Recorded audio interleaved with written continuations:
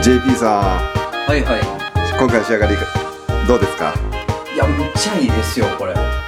今回の仕上がりポイントはどこですか？ポイントね、はい、このマグネットがね、4つついてるんですよ。で、通気性を、遮断したかったんですね。気密性か、通気性ちゃう、通気したらダメ。気密性高めたかったんで、このマグネットでこのドアがぴったりしまう。おお、パチッパチッって言いますね。そうそうそう。で、こっちもパチッ。おお。完全この外気をシャットアップしてるんですよ。だからもう冷たいの全然来てないんで、これ結構上手にできたかな。よかったですね。いや、よかったですね。嬉しいですね、これは。普通に部屋めっちゃ暖かいですもん。めっちゃ変わりましたからね。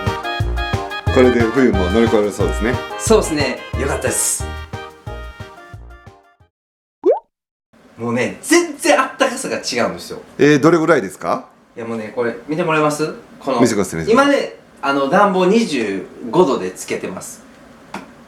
で、室内の温度が 24.8 度なんですね。で、これちょっと外気いきましょうか。これもうパッと開けるだけで、なんとなくこう冷たいの来るんですよ。来ます来ます。来るでしょ？来ます来ます。来たでしょ今。来ました来ました。で、これ外気は何度になってますか？18度なんですよ。おお。その差が約7度。7度ぐらいあるんですよね。すごい。もうめちゃくちゃあったかいっす。ちょっと寒くなったんで閉めてください。閉めましょうか。よかったです。いや、内窓ね、特に寒い地域はめちゃくちゃおすすめですね。はい。